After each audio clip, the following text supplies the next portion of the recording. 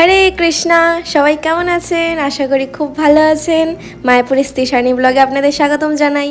আজকের ব্লগটা এখান থেকে স্টার্ট করছি। এখন ভোর 4:25 বাজে। মঙ্গল আরতিতে এসেছি আজকে, যেহেতু আজকে উল্টো রথ, জগন্নাথ দেব আজকে চলে যাবেন, তাই একটু মঙ্গল আরতিতে এসেছি। প্রতিদিনই আসার চেষ্টা করি, কিন্তু মাঝে মাঝে গ্যাপ হয়ে যায়। তারপর মঙ্গল আরতি শেষ করে গিয়ে জব করছিলাম, আর চিত্রা মাতাজিও এসছে আজকে মঙ্গল আরতিতে। আসলে আমরা এই দুজন একসাথেই আসি, ও আসলে আমিও আসি, আমি আসলে ও আসে। আবার প্রায় সময় ও একা চলে আসে, আমিও প্রায় সময় একা চলে আসি, এখানে এসে দেখা হয়ে যায়। আজ দুজনেই আলাদা এসছি, ও ওর মতো এসছে, আমি আমার মতো এসছি, কেউই জানি না আসবো যে। এখানে এসে দেখা, এখানে জগন্নাথ দেব চলে যাবেন বলে তার রথ সাজানো হয়ে গেছে। এই যে দেখুন, 3টে রথ কত সুন্দর করে সাজিয়েছে। একদিকে ভালো লাগছে উল্টো রথ, আনন্দ করব, কিন্তু অন্যদিকে খুব মন খারাপ করছে। জগন্নাথ দেব চলে যাবেন, এই 7টা দিন ছিল জগন্নাথ দেব, কত আনন্দ করেছি, অষ্টকমে এসছি।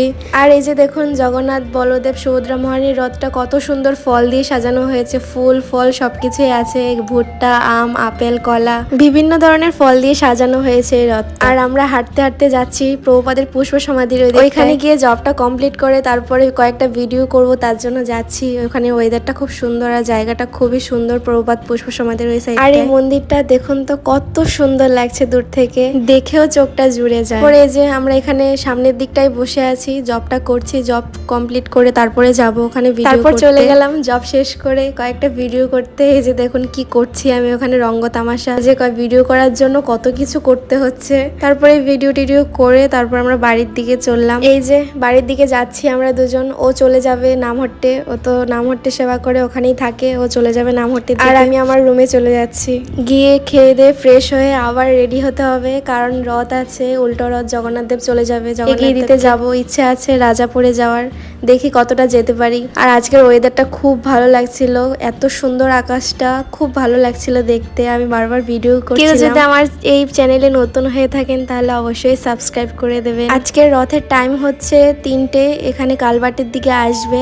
আর এমনিতে জগন্নাথ দেব মন্দির থেকে বেরিয়ে যাবে 2টোর দিকে, তাই আগে আগে গিয়ে রেডি হয়ে বেরিয়ে যাবো। এই যে দেখুন রেডি হয়ে গেছি, এই যে লাল শাড়ি পরেছি। আজকে গ্রুপের মেয়েদেরকে মাতাজি বলেছে লাল শাড়ি পরে আসতে, কিন্তু আমার সাথে যে এই যে যাচ্ছে ইনি একদম পরেনি, সবাই লাল শাড়ি পরে আসবে, আপনারা দেখতে থাকবেন লাস্ট অব্দি। এই যে সামনে যাচ্ছি কালবাটের দিকে, সবাই এসে দাঁড়িয়ে আছে, মাতাজিও আসবে, সবাই চলে এসছে প্রায়। এই যে যাচ্ছি, হরিপ্রিয়া এসছে, অভয়া এসছে, মাতাজিও চলে এসছে, এখানে সবাই দাঁড়িয়ে আছে জগন্নাথ দেবের জন্য। জগন্নাথ দেব প্রথমে বলরাম আসবে, তারপর সুভদ্রা মহারানী আসবে, তারপরে গিয়ে আসবে জগন্নাথ দেব। আর এই যে দেখুন চলে এসছে কে, এখানে চলে এসছে কৃষ্ণ বলরামের রথ, তারপরে আসছে রাম সীতার, এনারা চলে যাবেন, ওনাদের পিছন পিছন আসবে জগন্নাথ বলদেব সুভদ্রা মহারানী। এরপর একটা ঘটনা ঘটে গেছে, এই যে দেখুন যে কৃষ্ণ বলরামের যে গোমাতা, ওরা দৌড়ে এসেছিল, কেন জানি না খেপে গেছিল। আমরা তারপর দোকানে ঢুকে পড়েছিলাম, ভীষণ ভয় পেয়ে গেছিলাম সবাই। তারপরে এই যে দেখুন বলরাম চলে এসছে, বলরামকে দেখুন চলে যাচ্ছে, মনটাও খারাপ লাগছে।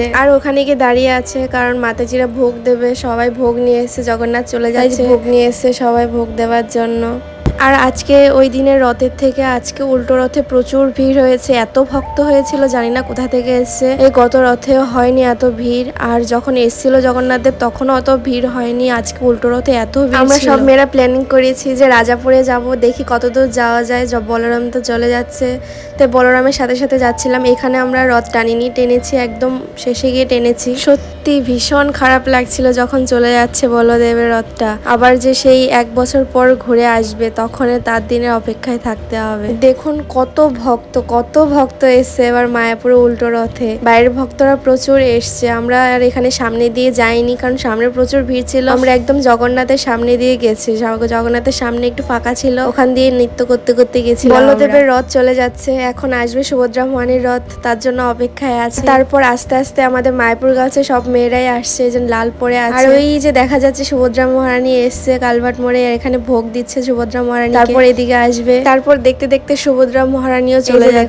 যাচ্ছে সুভদ্রা মহারানী। রথ আসবে আসবে মনে করে কবে যেন এই 7 দিনে চলে যায় এই রথটা, বুঝতেই পারি না। এখন অপেক্ষা জগন্নাথ দেবের, জগন্নাথ দেব আসবে, তারপর জগন্নাথ দেবের সামনে সামনে যাব। কারো রথই এখনো টানা হয়নি, একদম শেষে গিয়ে টানবো। আর এই যে দেখুন একটা মাতাজি, বিদেশি মাতাজি, কত সুন্দর করে নৃত্য করছে। আমরা বাঙালিরাও পারবো না অত সুন্দর করে নৃত্য করতে, এনারা এত সুন্দর করে মিলিয়ে নৃত্য করতে পারে, আর দেখতেও খুব সুন্দর লাগে। আসলে পারবো না নয়, পারবো ঠিকই, কিন্তু লজ্জার ভয়ে আমরা কিছুই করি না বাঙালিরা, কিন্তু বিদেশিদের দেখুন কি সুন্দর করে সবকিছু প্রচার করে, নৃত্য কীর্তন করে, কিন্তু আমরা কিছুই করতে পারি না ওনাদের। আর আমরা এখানে হাঁটা শুরু করে দিয়েছি, কারণ পেছনে জগন্নাথ দেব চলে এসছে। জগন্নাথ দেবের আগে আগে যেতে হবে, না হয় প্রচুর ভিড় আজকে। এত ভক্ত এসছে, লক্ষ লক্ষ ভক্ত এসছে। এবার মায়াপুরে হাঁটতে হাঁটতে আমরা দলের বাইরে চলে এসেছি, কারণ কাউকে খুঁজে পাচ্ছি না। ওরা মনে হয় সামনে চলে গেছে, আমরা পিছিয়ে পড়ে গেছি। এই যে আমার পাশে হরিপ্রিয়া, আমরা এই দুজনই একসাথে ছিলাম। তারপর হাঁটতে হাঁটতে আমরা সুভদ্রা মহারানীর রথের সামনে চলে এসেছি রথ টানার জন্য, কারণ চলে গেলে অতটা দূরে চলে গেলে আমরা আর পারবো না। এখানে দাঁড়িয়েছিলাম টানার জন্য। আমি আর হরিপ্রিয়া এখান থেকে টেনে নিয়েছি সুভদ্রা মহারানীকে। আর এই যে দেখতে পাচ্ছেন, এটা হচ্ছে অনেক স্মৃতি আছে এই স্কুলটাতে। এই স্কুলে আমি ক্লাস 10 অবধি এখানে মাতাজিদের সাথে দেখা হয়ে গেছে। আর এই যে দেখতে পাচ্ছেন, এনারা হচ্ছেন আমার বাবা মা এসে রথে হাঁটতে হাঁটতে অনেকটা চলে এসছে। আমি বললাম দাঁড়াও, হাঁটতে হাঁটতে আসলে আমরা অবশেষে স্কুলের কাছেই দাঁড়িয়ে আছি জগন্নাথকে টানার জন্য। এত গরম ছিল আজকে, বৃষ্টি নেই, কিছু নেই, আকাশের ওয়েদারটা এতটা গরম ছিল জানেন না। রাস্তায় একের পর এক বান্ধবীদের সাথে দেখা। এই যে দেখুন রাধা, বৃষ্টি, এখানে অনেকেই ছিল। সবাইকে বললাম তোরা আয়, তোদেরকে ভিডিওতে নেব। এসে দাঁড়াচ্ছিল খুব সুন্দর করে। আর এই মাতাজির কথা আপনাদের কাছে কি বলবো, মাতাজি তো আমাদের সাথে সবসময় ফ্রেন্ডলি ভাবে থাকেন। কখনো মনেই করি না যে উনি আমাদের থেকে বয়সে বড়, সবসময় মনে করি আমরা সবাই একজন স্কুল লাইফের ফ্রেন্ডের সাথে। আর আমরা হাঁটতে হাঁটতে অনেকটা চলে এসেছি। পা ব্যথা করছে, তার উপর পা ব্যথা তাও মানা যায়, কিন্তু প্রচন্ড গরম ছিল ওই দিন রথে। এত গরম ছিল, সবাই ঘেমে চান হয়ে গেছে, আর মুখের অবস্থাও খারাপ হয়ে গেছে। দেখুন সবাই নৃত্য করছে। আমরা মায়াপুর গার্লসরা একটুখানি সুযোগ পেয়েছি তো একটু নৃত্য করতে দাঁড়িয়ে গেছি। আর আকাশের অবস্থাটা দেখুন, একটুখানিও বৃষ্টি নেই, মেঘ নেই, এমনি তো অন্ধকার হয়ে আসছে, কিন্তু প্রচন্ড গরম ছিল। ঠান্ডা হাওয়া তো ছিলই না একদম। মাসির বাড়ির কাজটা এসে দাঁড়িয়ে পড়লাম সবাই মিলে। এখান থেকেই জগন্নাথ দেবকে টেনে চলে যাবো ভাবছিলাম। মাতাজিকে বলছিলাম যে চলে যাব, কিন্তু জানি না ওনারা কতদূর অবধি যাবে। আমি বাড়ি চলে যাব, প্রচুর পায়ে ব্যথা করছে আর প্রচুর গরম। আর এই যে দেখুন আমরা রথ টেনে নিচ্ছি, মাতাজি টানছিল। আমি বললাম দাঁড়ান আমি ভিডিও করে দিচ্ছি। এই যে সবাই জগন্নাথ দেব চলে যাচ্ছে, মনটাও খারাপ লাগছে, এত খারাপ লাগছিল বলবো কি। আমি আর জগন্নাথকে রাজাপুর অব্দি এগিয়ে দিয়ে আসিনি, অর্ধেকই এগিয়ে দিয়ে গেলাম জগন্নাথ দেব। মায়াপুরের অন্যান্য মেয়েরা গেছে, আমাদের গ্রুপের রাজাপুর অব্দি গেছে, আমরা আর যাইনি। আমরা ওখান থেকে ব্যাক করেছি আমি আর চিত্রা। আর হাঁটতে পারছি না, রাস্তায় কোনো টোটো নেই, কিছু নেই, কোনো গাড়ি ছিল না। হেঁটে হেঁটে যতটা এসছি ততটাই আবার হেঁটে যেতে হবে। আর যদি এগিয়ে যেতাম তাহলে কতটা হাঁটতে হবে। তাহলে আজকের ব্লগটা এখানেই শেষ করলাম। সবাই ভালো থাকবেন, হরে কৃষ্ণা।